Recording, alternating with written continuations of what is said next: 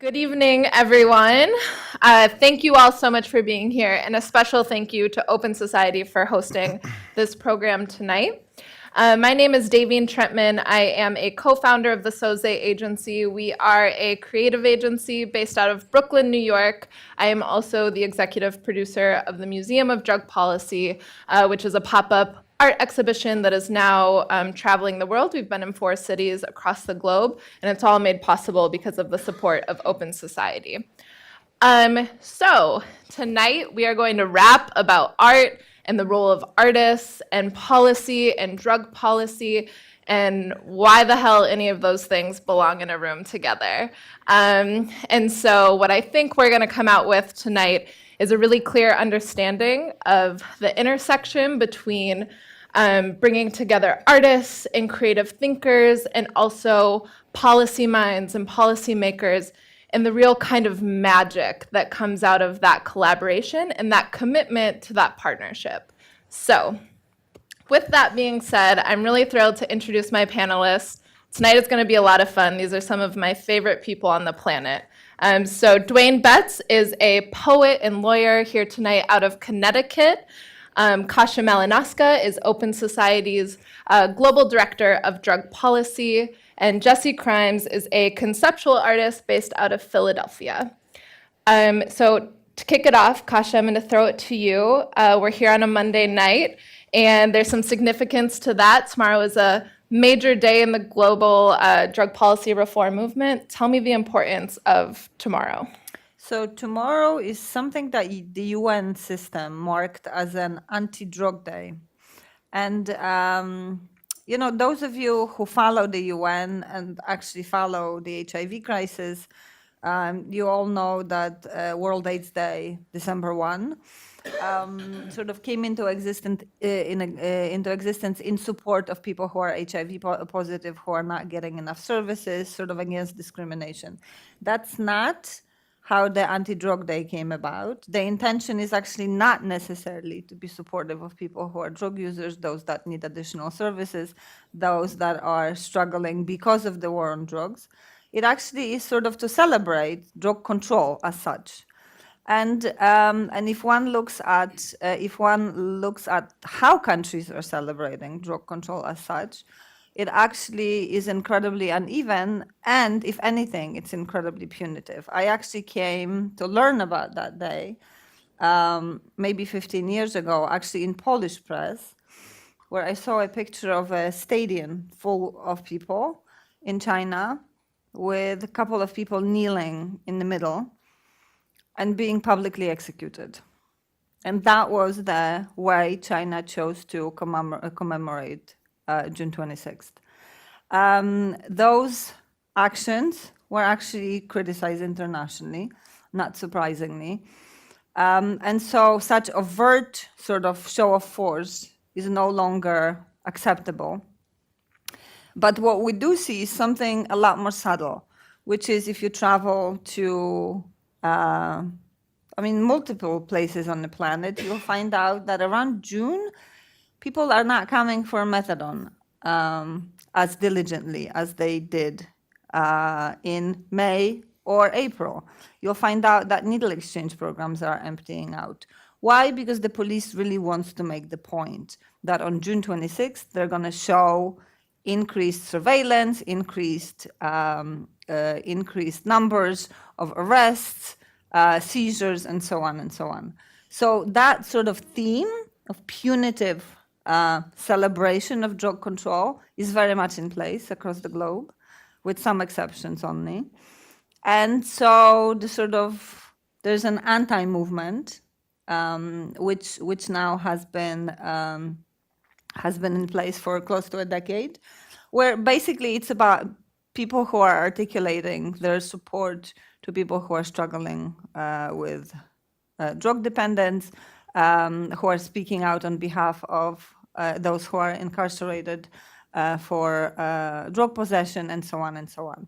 And it's an interesting movement because it now runs across the globe, and we very much hope that tomorrow you get on social media, you do your thing, you submit, you write your blogs, and actually speak in favor of reform in whatever way you think you can do it best. Great. And for those of you also on Twitter, Instagram, Facebook, we're using the hashtag support don't punish in recognition of this day tomorrow. So please feel free to use that tonight and tomorrow. And I think it's also really important that us being here today in preparation of tomorrow, we really are bringing artists to the forefront of this conversation because what we know to be true is that art and culture are so critical they're so critical as weapons in the debate for drug policy reform.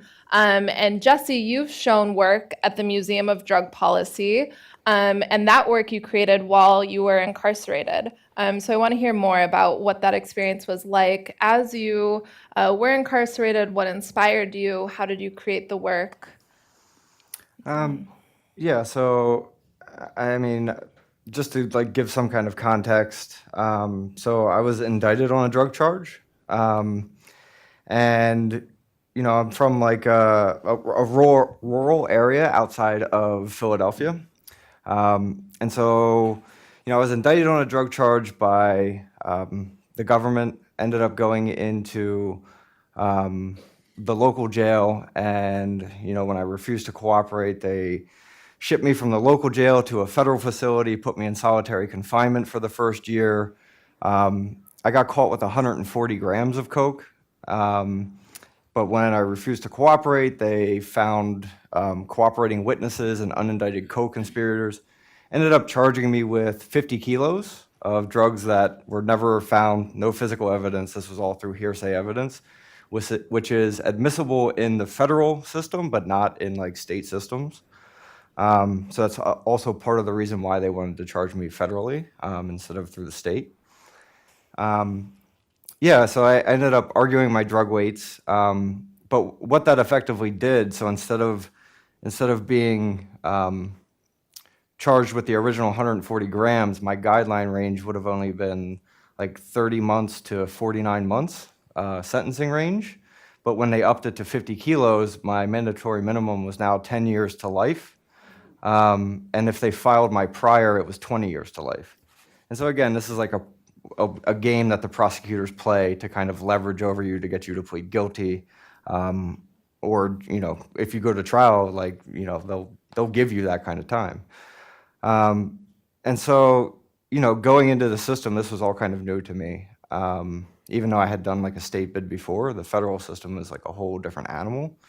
But yeah, so I went in, argued the drug weights at sentencing, and ended up getting found guilty of, 500 grams of cocaine. And so for that, I was supposed to get a 100-month sentence. The judge gave me a 30-month variance, which is the largest variance that court's ever handed out. And so instead of 100 months, I ended up getting 70 months. And there were like a lot of other things that went into that, that particularly like relate to racial bias, which, I can talk about further if that's something we want to discuss. But anyway, I don't want to be too long-winded. So I ended up going into the system, and, I was just really, really angry, honestly, at like, facing that much time, seeing like all of these kind of tools and mechanisms that were being used against me. And even though I ended up getting a much lighter sentence, there were a lot of friends in there of mine who ended up getting those 20, 30, 40-year sentences. And so I was like angry. I was full of kind of like anger and rage at that system. And I was guilty, right? But like that kind of time for drug offenses is ridiculous. And so like I started putting a lot of that into the artwork that I was making. I started like disciplining myself and creating artwork as a way to like, I don't know, just like find some kind of self-worth in this environment, and find some kind of reason to like maintain my sanity under these conditions. And so I ended up making like a large piece where I was transferring images out of the New York Times onto prison bed sheets and then blending them together. And so it was a way to like introduce color into this environment and also kind of escape from a lot of the things that were going on around me. But I mean, it was really integral to my own survival, being in that space. What does large mean? How big is that piece? So I would do it in sections. Each one was 3 by 5. And over 3 years, it ended up being 39 pieces and 15 feet tall and 40 feet long. So that's like 3 years working 14 hours a day. Like I didn't miss a day. It was that important to me to like be disciplined and take the power away from the staff and the institution and like discipline myself, but use that in a way of like creating something positive, where like I managed myself and I didn't create that space for other people to kind of, have that power over me. Yeah. And Dwayne, what you and Jesse share is that you're both formerly incarcerated artists. But what's different is that you were incarcerated at a very young age. You were a teenager. So during such transformative years, being a teenager, were you an artist then? What role did art and creativity play when you were in prison? Yo, I saw that piece. Was that the first time you showed that when we met in Jersey? Yeah, that That was piece the first was time. huge. So I was at a conference. When I was he only part of it too. Yeah, and that's, I saw it and I thought, man, dude stole a lot of fucking sheets to do that. No, I mean, it's interesting, right? It's interesting me being on this panel because I didn't have a drug case. I had a robbery case. I robbed somebody. I carjacked somebody. And I was 16 and I got sentenced to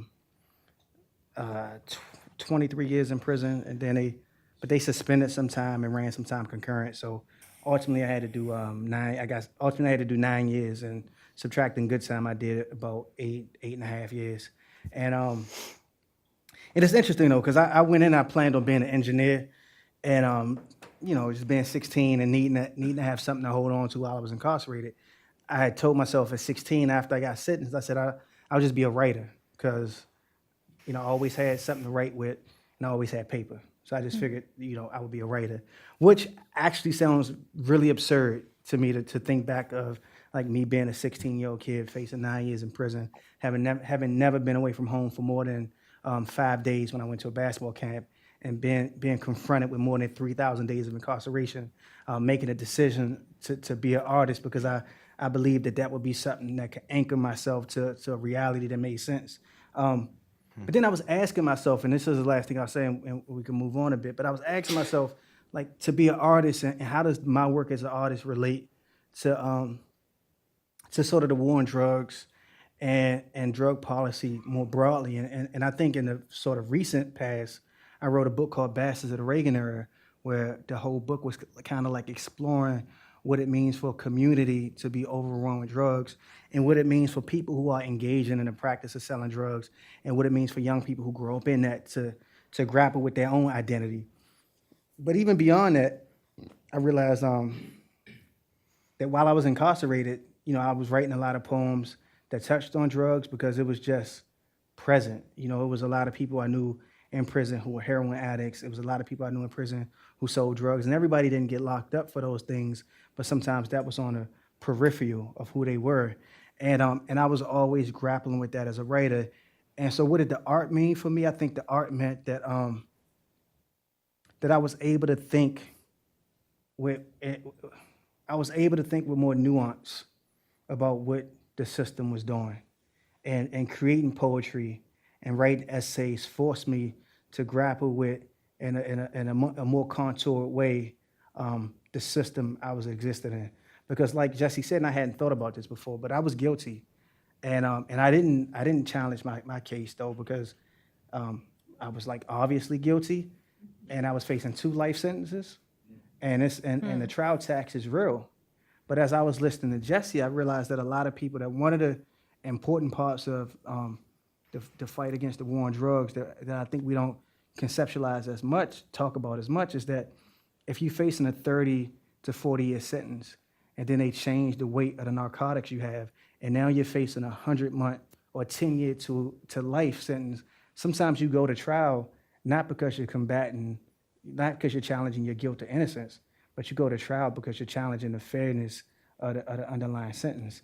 And you can't, for me, it's like inescapable. The creation of art, and being a poet, and being from the kind of community that I came from, and existing in the United States at this time, if you talk about these issues, you cannot live and not be confronted with this.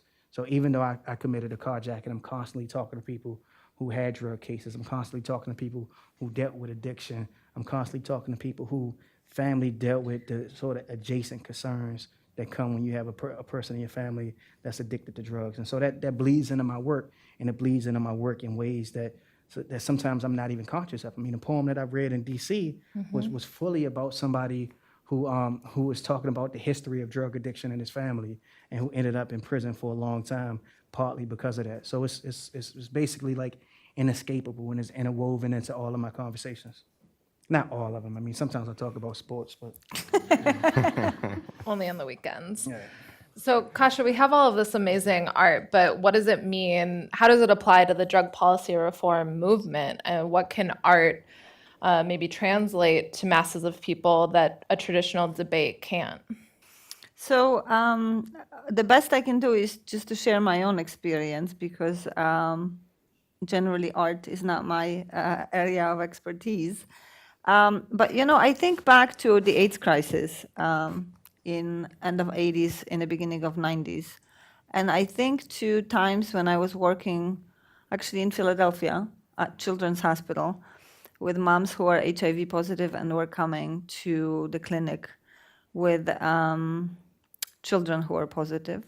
And this was early 90s, it was intense. Medicines were, there were no antiretroviral drugs at the time. There was a lot of death, and it was upsetting. And, I had to function in that world in a very professional manner, right? So crying over a child with HIV wasn't an option. And then I went to see the AIDS Guild in Washington. And it was just an amazing portrayal of love and grief, but also a permission to cry.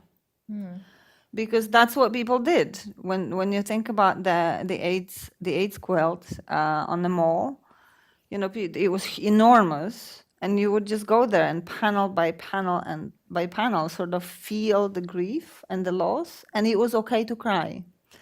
And that for me was incredibly important, because it was not okay to cry in a hospital. Because it wasn't about me. It was about people that were coming for assistance, and they needed that assistance. And my job was to be together and to be professional. And so those spaces where it's okay actually to grieve and cry, I think are incredibly precious and important. And for me, that's what AIDS art actually gave me, an opportunity to do that. I then went back to my own country, to Poland, and there was a film that I brought with me. Actually, two films. One of them was Susie's story, and another one was Troy's story. It was a man, a husband and a father, who documented death of both of their loved ones to AIDS. And again, having an opportunity to have a conversation about those movies with government officials in Poland that were extremely conservative. HIV was entirely new. It was sort of a thing that was somewhere in the West, but not in Poland yet. It was just an incredible gift, because it actually, it showed what it is that we're talking about. So for me, I'm just incredibly grateful to people who are coming to the table around the museum, because that gives us a space for all of those expressions. I've been to the museum in New York. I've seen the museum in New York and London, and Montreal, but not Mexico. And wherever I went, people with tears rolling down their face it is how we respond to the injustice, to the grief, to the anger, and everything else that needs to be expressed as we do the reform work. Yeah, and I think what we're seeing right now in the United States is really a contraction of the heart. People across our nation and really across the globe are feeling this darkness kind of overwhelm them in these times that we're in. And what I see art being able to do is really open the heart. And ultimately, when we open people's hearts and we start changing minds, then we see policies start to shift. The great Paul Robeson said that artists are the gatekeepers of truth. They are civilization's radical voice. So, Jesse, I want to hear from you. What is the role of the artist right now? And what has been your experience as an artist trying to impact policy?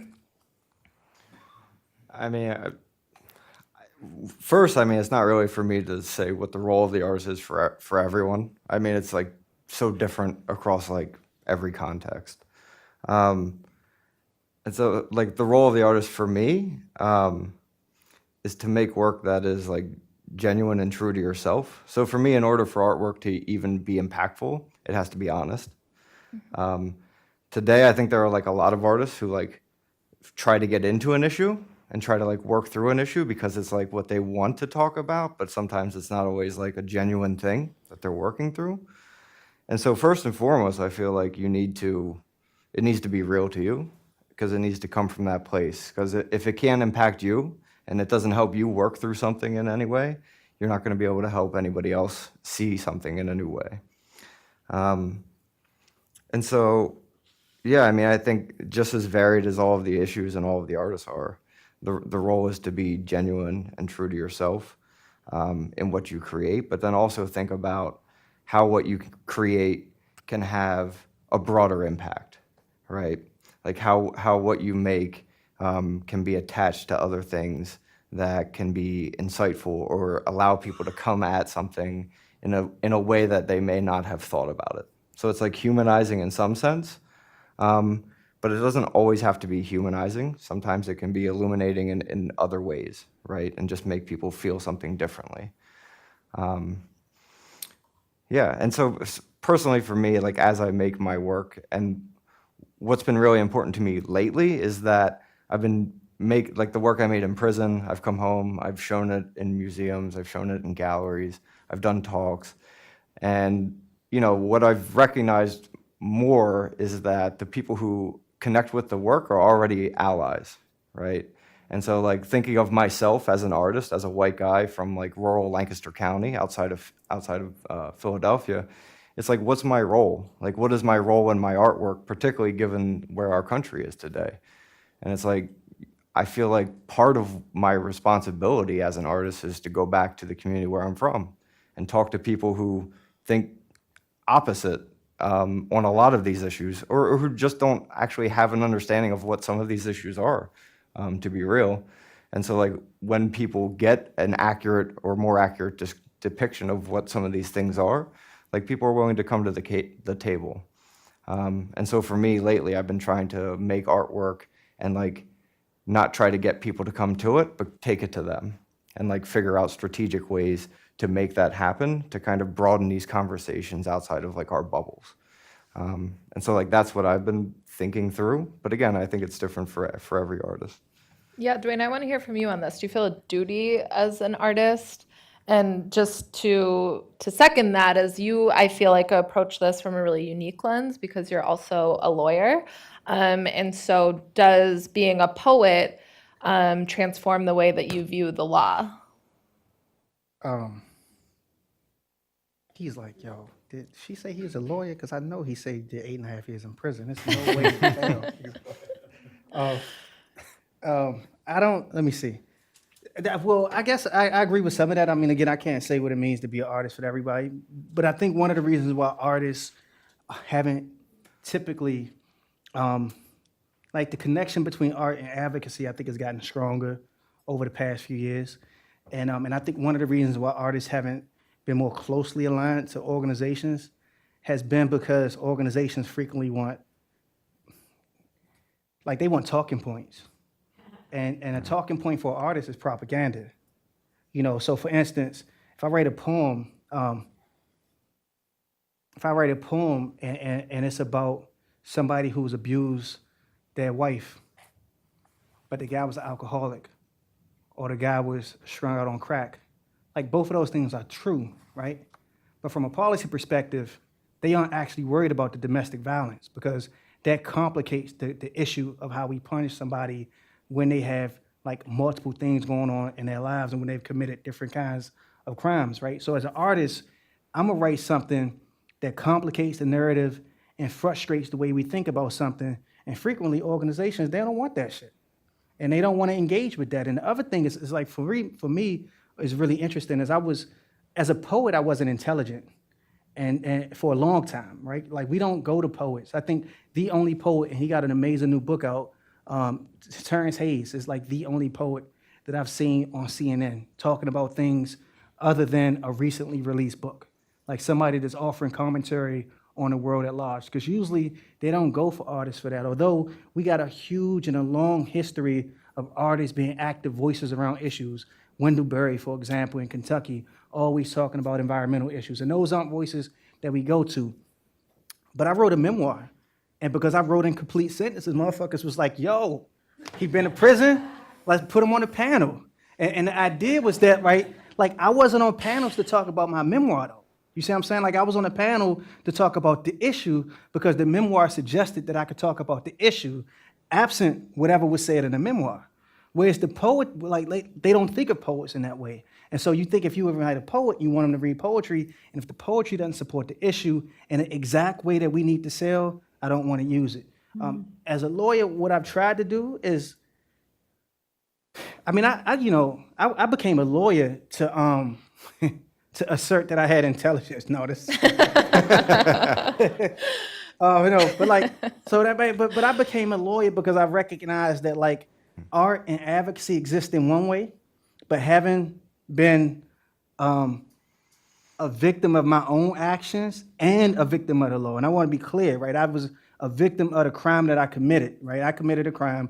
I was a victim of that decision, but I was also a victim of the law that decided that the best place for me at 16 years old was a prison.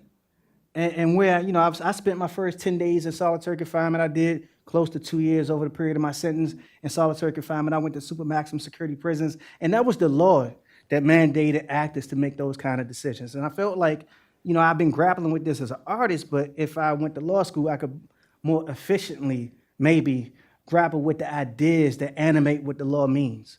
And in turn, that has animated some of the poetry I write, because now my poetry becomes more nuanced. I worked in the public defender's office for a year, and I recognized that, look, I don't think this kid should go to prison, but I heard the mother's voice, or the victim of the mother talking, and I want to acknowledge that and how to grapple with that. Or like, I don't think this kid should go to prison for a small amount of cocaine, right?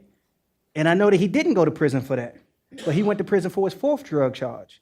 And why did he get a fourth drug charge, right? And what does that say about the systemic failures? And that, one of the reasons is that, like, if somebody, I don't want to point to anybody in the audience because this is being recorded, and I don't want to suggest that any of you sell drugs. But like, say somebody in the audience gave me a package, and it was worth $200, and I got picked up off of the street with that package, and they took that $200. And my public defender was great, and he got me a completely suspended sentence because it was a first-time drug offense. I still owe somebody $200. And nobody is having a conversation with me about how do I pay back this drug dealer who, though that's a quote-unquote nonviolent crime, my not giving him his money leads him to want to do violence on me. So then the kid comes back in again because he's not really a good drug dealer at all, right? And so now his $200 debt has been compounded to like $400. And you add the money that he paid to get bonded out. And the point is, like, as a lawyer, it is allowing me to complicate the ways that I think about how we get basically trapped into this vicious cycle. And it's like multiple vicious cycles going on. And I hope as an artist, like, I can animate those things without letting my work be reduced to propaganda. Now, I don't know what other people do, because most of us are going to be forgotten anyway. So I'm not really that concerned with the way other people approach art, but I think I try to do it like Jesse, to say, I try to find my audience, and I try to do a thing that's true to myself, and I try to do a thing that's true to myself based on the information that I've gleaned from all of these other worlds that I've lived in. Mm-hmm. What I think we're seeing is artists really tapping into these things that have been true for so many decades, and now the artwork is really starting to create that. And Kasha, I'm wondering, from your perspective, are we starting to see a shift in public sentiment around drug policy? If you asked me that question a year ago, I think my answer would have been slightly more positive. But generally, yes. I think we are experiencing a shift. How much of a shift, I think, is debatable. And it's very much, I think, what the last election in the US, but also recent election in Colombia, what's coming up in Mexico, elections in the Philippines a number of years ago where Duterte was elected. I think all of that shows us how our wins and losses are very much attached to the sort of political life of a country.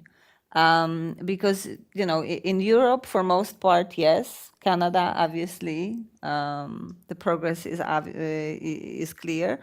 In the US, states that managed to legalize continue to have it legal. You know, is that under threat? Obviously, it's up for discussion.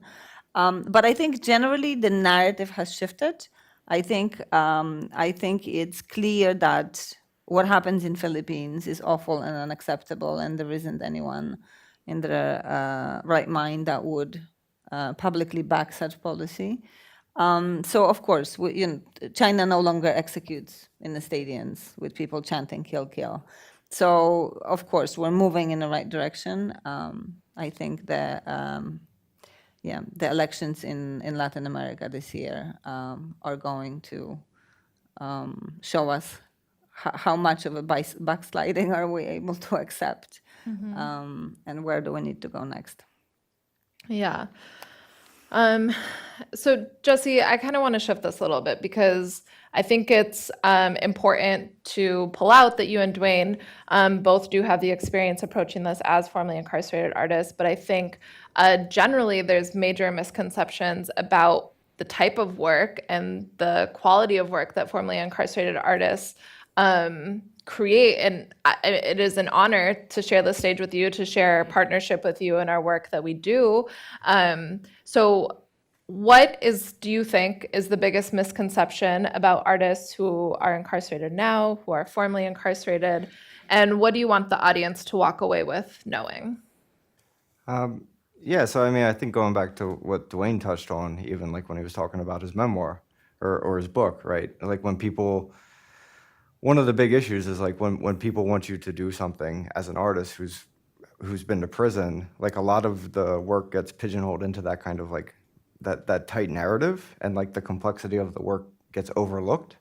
Or in many cases, like a lot of these artists just never even get seen, right? So there are like tons of artists who are making like critically like established work, right? The like works that you could see in MoMA, in the Whitney, but because like a lot of the social failings, like there's no support networks, there's no real pathways for people to use their creativity to connect into organizations like this or to connect into other funding organizations. And it's like, so there's this whole kind of pool of wasted brilliance across the country that never gets the adequate amount of support. And so, I mean, I think like, particularly when we're talking about issues of incarceration in whatever form that is, whether that's like drug policy or violence or whatever it is, there needs to be a centering of voices from people who have lived the experience. And so like what happens often is like a big blue chip artist will get invited in who makes work about an issue. And while that's like cool and that's important, like you're ignoring a lot of the other artists who can make that kind of work or are making that kind of work, and they're not being centered. Their voices aren't being included.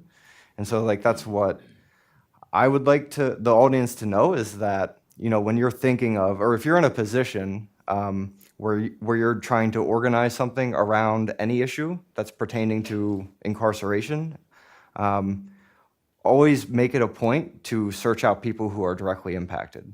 So like if you're thinking of like a big name person to come out and talk about this issue, like that's okay, but you should also partner with someone who's actually lived that experience as well.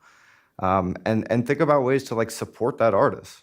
And so like through like what we created last year, the Right of Return Fellowship, you know, it's very intentional. It's a fellowship designed specifically to support formerly incarcerated artists across all disciplines. And so to date, that's like the only fellowship in the country that is geared specifically towards that. There are others that do that, but it's like, we encourage formerly incarcerated artists to apply.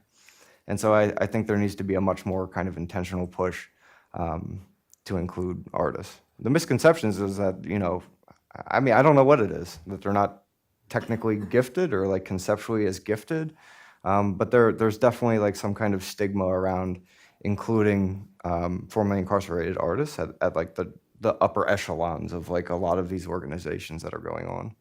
Yeah. And I think if we look historically, just at movements in general, if the LGBT movement was led by straight people, it would not have had the same impact. If other movements wouldn't have been led by the people that are directly impacted, there's just no way that they would have had the same impact. And what I always come back to with criminal justice reform is that I don't think we've reached the point yet that we can say like people who are directly impacted are leading that movement. And we've had so many critical heroes in this movement who are yelling the message as loud as they can from the mountaintops that those who are closest to the problems are closest to the solutions. And we know this to be true. We can see it historically. So Dwayne, I want to know, how do we center artists who are directly impacted? Yeah, so one, I think it's complicated, and it's complicated even in Jesse's answer, because you can read Jesse's answer in two ways. One is that it's another fellowship that he's a part of is great because they're inviting people who have been incarcerated to do work that has nothing to do with being incarcerated.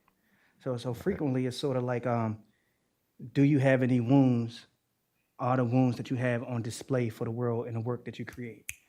And so when we say like, what are the challenges? Well, one challenge is that, one challenge is that you can't have an artist and expect them to just reproduce their incarceration. I mean, they might not do that. Now, this is my obsession, but it's my obsession in the same way that like Milton's obsession was the church. Mm-hmm. Ain't nobody criticizing Milton for writing about the church all the time. So, I write about prison all the time. I might choose not to. But I think that the other part about it, though, and this is the part that, I don't know if those closest to the problem are closest to the solution. My kids are always closest to the problem, and they are not close to any solution, right? It's like, and I think that sounds great, but what it should say is there are some people who are closest to the problem that are closest to the solution, and those people are being ignored. And those people aren't being cultivated, and those people aren't being developed. Because shit, if the problem is in the courthouse, it ain't like no motherfucker I would ever hire to be my attorney that doesn't have a law degree. But they are actually closest to the problem. Like if you've been sentenced to life, you are closest to the problem of life sentence. But if you don't have the technical expertise that comes with getting a law degree and comes with getting a law degree that allows you to work at the kind of elite institutions that gave you training and exposure to how to handle really complex problems, you in fact are not close to the solution, right? And so I think when we say stuff like that, I think my challenge with that is I think it belittles the kind of work that those who are close to the problem and close to the solution have done to be both, right? And it's a lot of people who have done the kind of work to be both, but don't get supported by institutions because those institutions have been led to believe that people who have been incarcerated haven't done the work.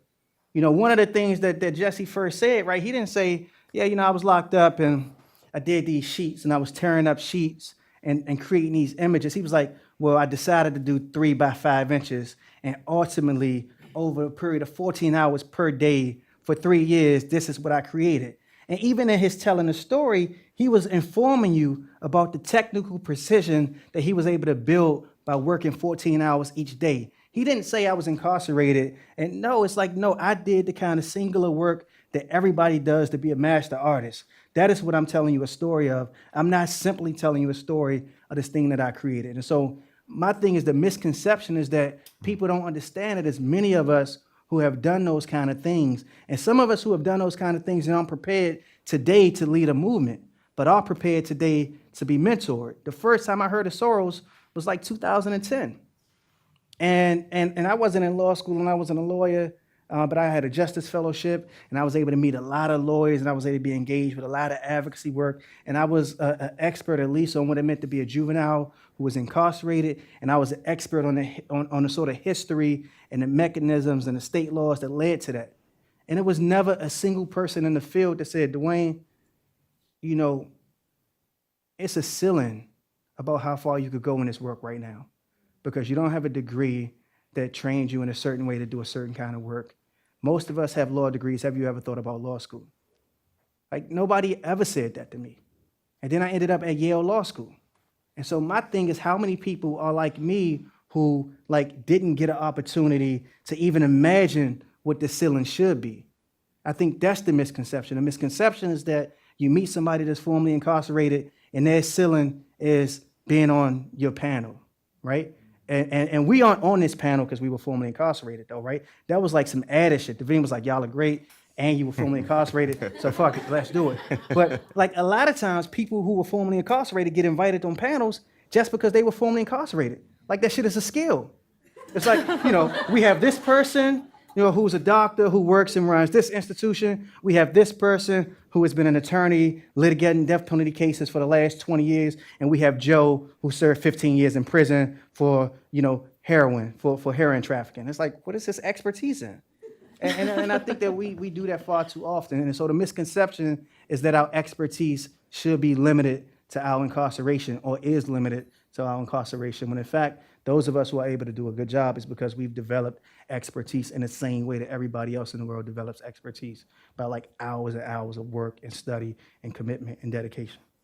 I want to just push you on that too, because I'm curious. So it's like, that's true. And so how do we translate that to funders, to organizations, to where's the pushback come from? Because I'm a homer, I'm just going to shout out OSF, right? I know that like OSF for the Soros Justice Fellowships, they do a great job of being very intentional about the kind of candidates that they choose to support. And it is frequently those who were formerly incarcerated, and it was frequently those who were working in the system in different spaces, when like every year they give out, you know, 20, 30, however many fellowships they give out. They could fill that up just by law students from graduating from elite law schools who apply. And I know that those folks apply because a lot of them are my friends, and they like, damn, Dwayne, you know, I ain't even get an interview. And I look at the people who got interviews, and I'm like, thank you. I'm like, this organization is being quite intentional, and they're not giving you extra credit because you came from an institution that grooms you for this kind of interview. They're like flattening out the playing field and saying, let me think about ideas and let me think about strategies. And you got Jesse and what's my man name? Russell. And Russell, you got Jesse and Russell who like, okay, let's work with Soze and let's do this fellowship that is for the formerly incarcerated. And because Soze has credibility in the field, it's clear that the people who get that fellowship aren't getting it just because they were formerly incarcerated. Mm-hmm. And you got some other organizations who are trying to be more intentional about the people they hire. You got I can't remember these people's names. You got Glenn Martin's organization. Just leadership. You got leadership. Glenn Martin's. Okay. So we're seeing a push forward on this. And before we go to the Q&A, I think it's important because, Kasha, you're here representing a global voice in your work. And tonight we had two people who are directly impacted by US-based policies. But what's important for our audience to know about the global community and those voices who aren't elevated that are directly impacted from drug policies across the globe? Well, what's important to know? It's a bit of an obsession of mine, but I think what's really important to know is the Philippines. Mm-hmm. And it's important to know about the Philippines because I think we've reached a level of brutality and the level of brutality in the name of the war on drugs that has not been acceptable ever before. And so it's important to know about it and to note it and to speak about it in any way you can, because that level of brutality, unfortunately, is on the table as one of the options. And so if you look at what's happening in Bangladesh, if you look at what's happening in Indonesia and some of the discussions that it's okay to just point and shoot, I mean, all of this is, yeah, we've pushed the boundaries of what's acceptable in an acceptable space. So I think it's important to watch it, and it's important to speak out against it. And again, who told us about all of this? It was the photographers. It was the photographers that were willing to go out on the street at 11 o'clock at night at the risk to themselves and actually photograph, and send those pictures into the world. And so I just have tremendous amount of respect and admiration for people who do this work.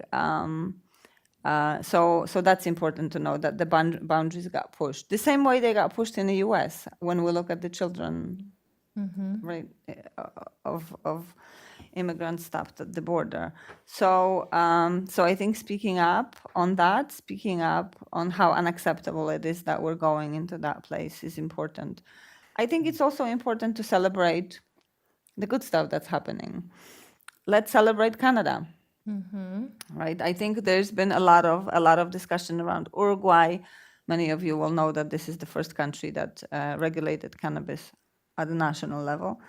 Canada coming to that table, a large G7 country, is going to be important. So I think both the dramatic failures and the great wins need to be talked about. And they need to be talked about in reports and academia and all those ways we know how to talk, but they certainly need to be represented by people who are artists in a way that is heart-opening, soul-opening, and inspiring us all. That's exactly right. Thank you all so much. We're going to take some questions. We're going to take some questions from the audience. My colleague Oliver here in the white is going to walk around with a microphone. So if you have a question, just please raise your hand. Oliver, we got a question here in the front row, middle section. Actually, it's not a question, more or less a comment, a few comments perhaps. I would like you to talk about art therapy, the healing process of it, especially in the world of HIV and AIDS.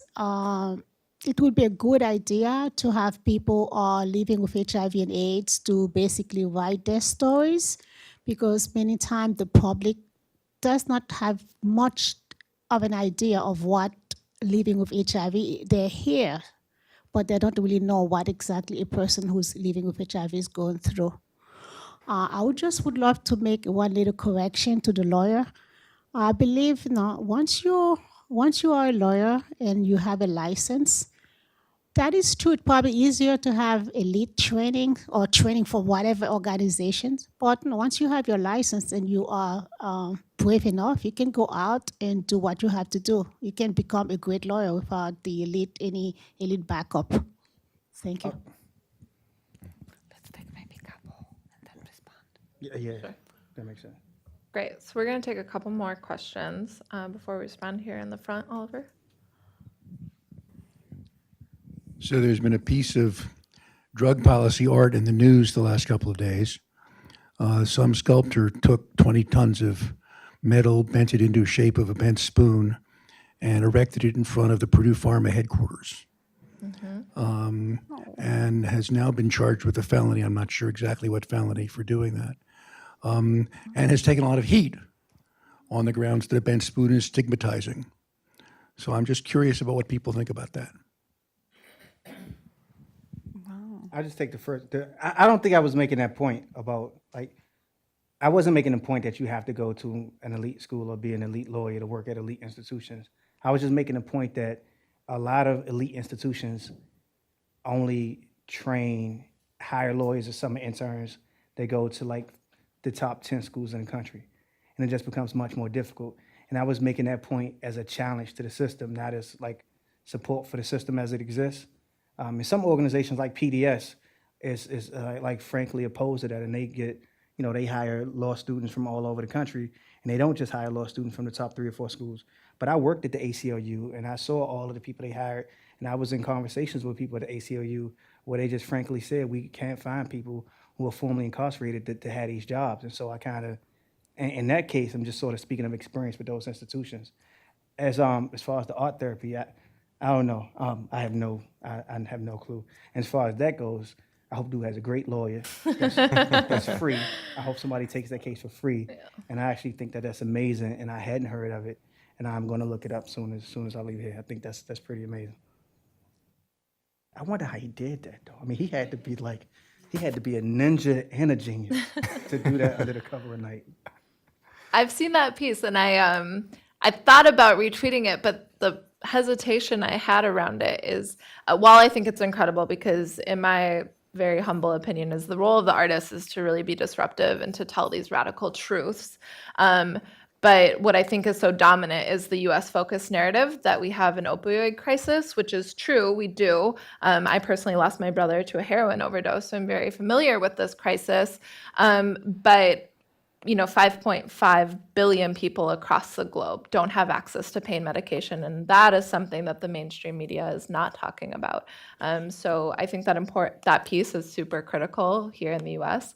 But I think there's also a more global context that Kasia just referred to that we need to start weaving into our other U.S.-focused conversations. Oliver, do we want this gentleman here in the middle? Well, I think one of the things that really jumps out at you if you look at the data is that the damages, the catastrophic nature of mass incarceration here in the United States, just as an example, and then I guess if you want to go to the Philippines and look at mass murder and name it, outstrip the mortality associated with drugs per se. Not nearly as many years of life are lost to drug overdose deaths as there are to years of life lost to incarceration, which is 10, 20, 50 times as great. Mm-hmm. So to have art turned on that is just the right focus, I think, because that's the one, the drugs actually turns out can be very useful. Witness the effect of having access to marijuana in certain states and that dropping the overdose rate, and how little the federal government is not funding any research to find out how that works in this country. There's a total denial of the beneficial effects of drugs, except making a lot of money for some companies. But any of us who have been sick with something, needs antidepressives, let's say, it turns out ketamine is the best antidepressive that ever came along. And it was a demonized drug. Cannabis was a demonized drug, the most put in prison.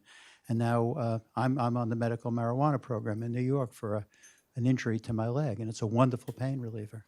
And my doctor wrote a letter saying opiates are not the right medicine for this guy's problem. So I think to focus on suppressing the punishment and recognizing at the same time the many benefits that are available in a lot of drugs. This business of microdoses of LSD on a regular basis that people are using now, and they talk about how it helps them center their lives and they can think clearly about what they want to be and who they are, because the dose is the right dose. When the dose was, gallons of LSD, you were crazy from it.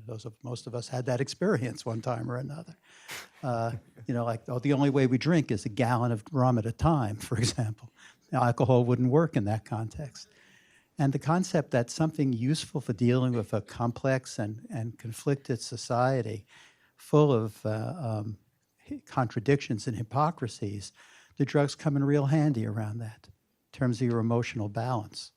And I think it's very hard to... So we're going to want to be able to take one other question. Do you have a question? Okay, do you have a question with it? That's okay if you do.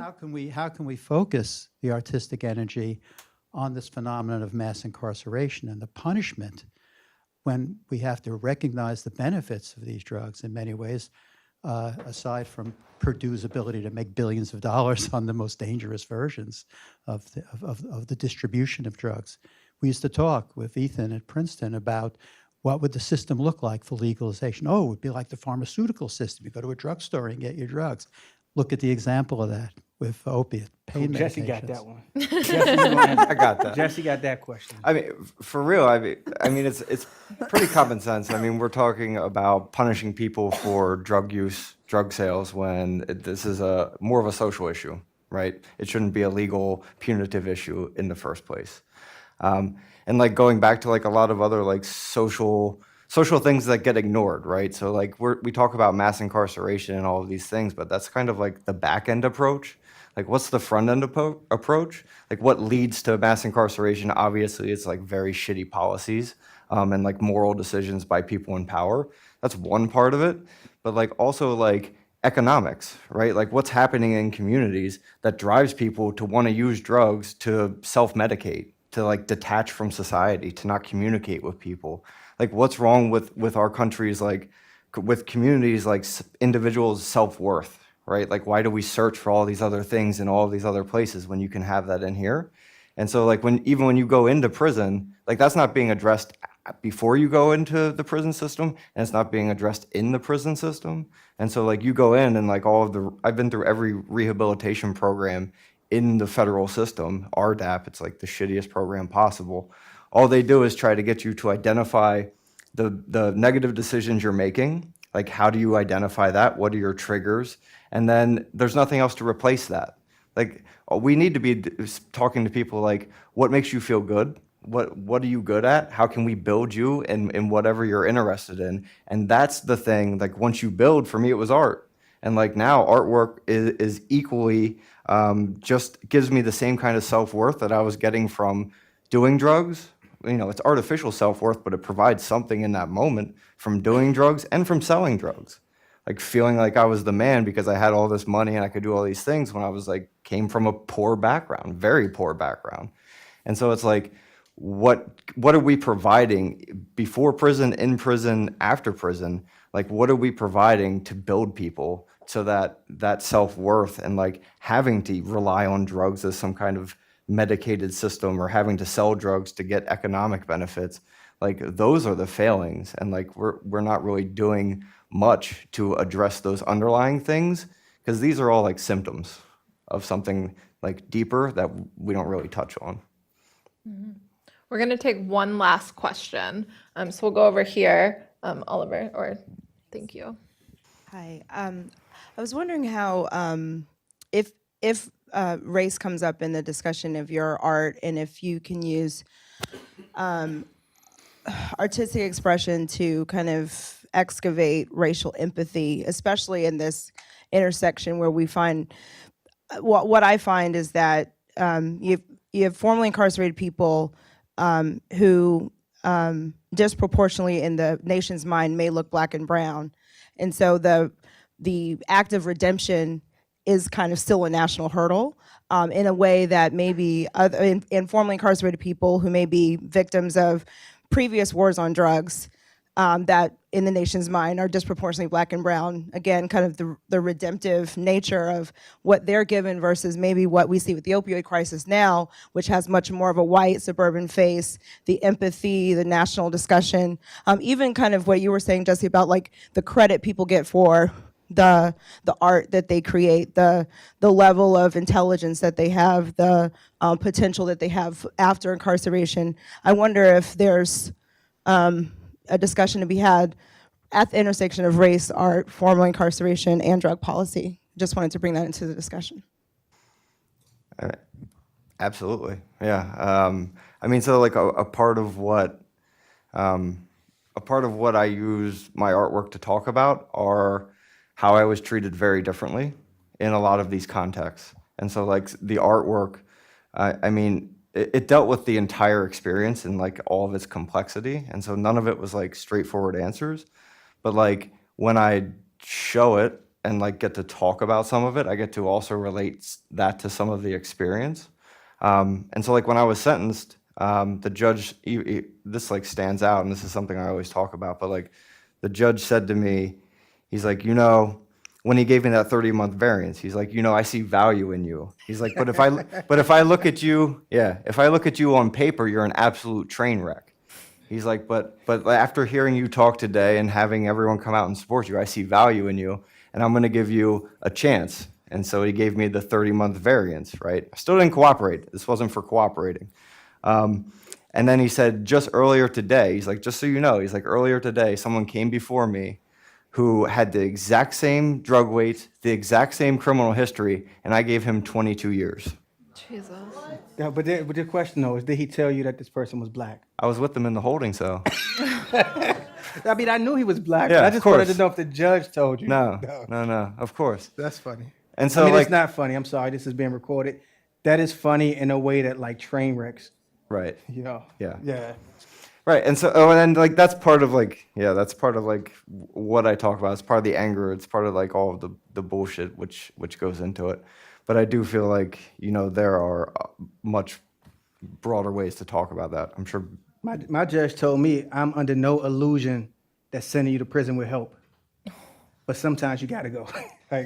So my judge responded in a completely different way to me. I think in my art, like it's my poetry. Actually, I struggle against this now because if you look at my first 3 books, they are like not the memoir because I had some folks I knew in prison who were white that I wrote about, but like if you look at the memoirs, largely black. The 2 collections of poems are largely black. And the thing that I struggle with now is to like, even if I don't race the people that I write about in the poem, they still end up being read as black, which means if I want to make the poems directly engage in the kind of conversation you're talking about, I have to race them in different ways. I have to find ways to race them to change the story in like subtle ways to force the reader or the listener to ask different kinds of questions.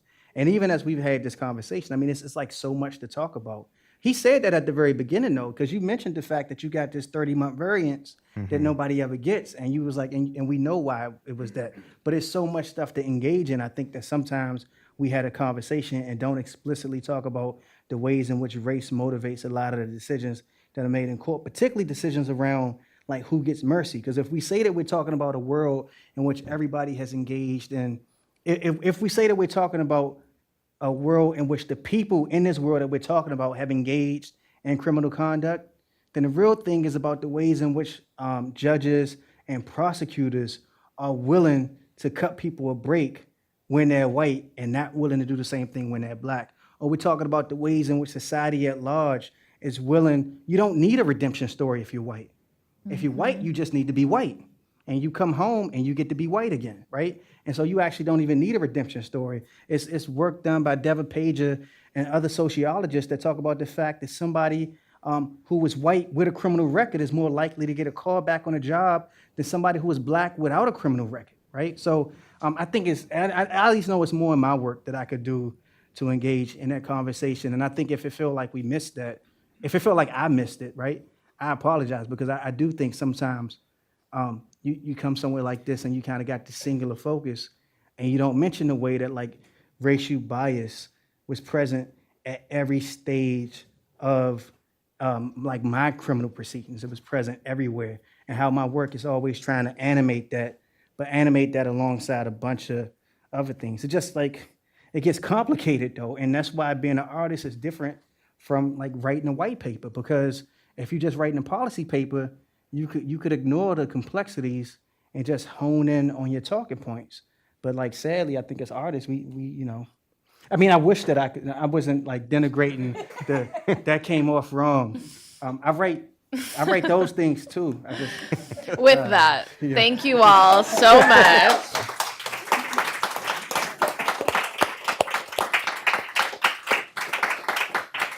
A real round of applause. I think it is the sign of brilliant panelists when the conversation could continue for hours. So thank you all so much.